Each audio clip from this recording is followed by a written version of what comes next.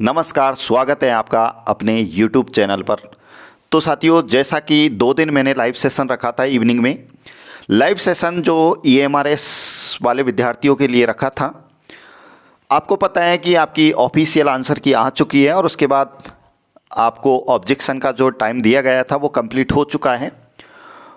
आपका जो live session रखा था उसमें कट ऑफ का मैंने कुछ आपसे बोला था। उस कट ऑफ के रिव्यू के आधार पर जो विद्यार्थियों ने मुझे कट ऑफ का जो रिव्यू दिया है उसी के आधार पर मैंने प्रयास किया आपके लिए एक एक्सपेक्ट कट ऑफ बनाने का। अब हो सकता है प्यारे बच्चों, ये कट ऑफ से आप ऊपर भी निकल रहे होंगे, इस कट ऑफ से हो सकता है आप 1-2 नंबर नीचे भी रह रहे होंगे, लेकिन आप इसे पर्सनल ना लें, क्योंकि आपकी वास्तविक जो कट ऑफ है, आपका रिजल्ट आएगा उस समय दिखाई देगी।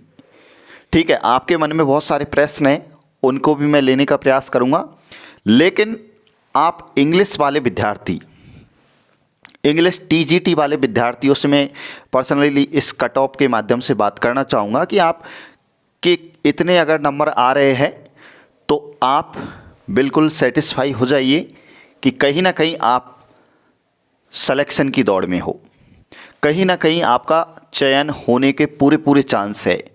तो आपको लग रहा है कि आपके कितने नंबर आ रहे हैं और मैंने क्या एक्सपेक्टेड कट ऑफ आपके लिए रखी है। देखिए, आइए शुरुआत करते हैं।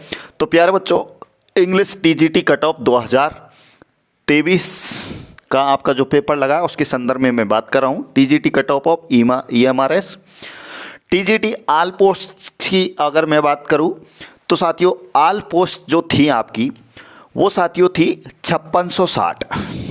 कितनी थी? 5660 TGT की ऑल सब्जेक्ट की ये पोस्ट है। ऑल सब्जेक्ट की ये पोस्ट है और ऑल सब्जेक्टों की संख्या है 22। कितनी है? 22। बात करते हैं कि इन 22 सब्जेक्टों के लिए मतलब 5660 पोस्टों के लिए कितने फॉर्म अप्लाई हुए हैं, तो इसका भी थोड़ा सा आइडिया लगा लेते हैं। 2,97,947 कैंडिडेट ने फॉर्म फिल किया था। अब बात करते हैं कि फॉर्म फिलअप तो किया था, लेकिन क्या पूरे कैंडिडेट उपस्थित हुए थे? तो साथियों नहीं, बिल्कुल भी ऐसा नहीं हुआ है। मैं बात करने वाला हूं कि एब्सेंट जो कैंडिडेटों की संख्या है वो ऑल सब्जेक्टों की अगर मैं बात करूं तो एवरेज 45% विद्यार्थी अनुपस्थित थे, एब्सेंट थे। कई ऐसे रूम्स विद्यार्थियों ने बताए हैं कि सर हमारे रूम्स में तो 24 में से मात्र 4 ही विद्यार्थी थे। कुछ में कहा कि साहब हमारे में 24 में से 12 उपस्थित थे। तो ओवरऑल एवरेज अगर देखें तो लगभग 55% विद्यार्थी उपस्थित हुए थे, प्रेजेंट हुए थे। तो उस आधार पे अपन देखना चाहेंगे।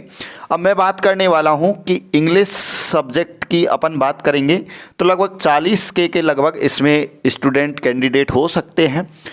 अपन बात करने वाले हैं कि इंग्लिश की जो पोस्ट है साथियों वो है 671 पोस्ट हैं। और कैटेगरी वाइज अपन फिर से एक बार देख लेते हैं, आपको नहीं पता हो तो फिर से देख लेते हैं कि जनरल में कितनी पोस्ट है, EWS में, OBC में, SC ST की कितनी पोस्ट है और आपकी क्या कट ऑफ रह सकती है। तो देखिए, जनरल की जो कट ऑफ है प्यारे बच्चों वो जनरल की जो पोस्ट है वो है 273, EWS की है 67, OBC की है 181 और SC की है 100 और ST की है 50। ठीक है, तो ये तो थी आपकी क्या पोस्ट। अब पोस्ट पाई क्या कट ऑफ रह सकती है इंग्लिश की।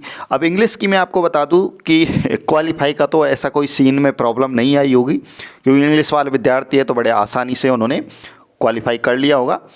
इंग्लिश अच्छी है तो इंग्लिश के साथ साथ आपको पता है कि हिंदी भी ठीक होती है, इसलिए ऐसा इंग्लिश में ज़्यादा क्वालिफाई का तो कोई इश्यू है नहीं है। और इंग्लिश का ज़्यादा हार्ड भी पेपर नहीं था ऐसा, जैसा कि हमें विद्यार्थियों ने रिव्यू दिया था। तो इजीली ये क्वालिफाई वाला सीन तो कंप्लीट हो चुका होगा। तो बात करते हैं फिर भी कि जनरल के जो कैंडिडेट्स है, विद्यार्थी हैं, उनकी क्या रह सकती है।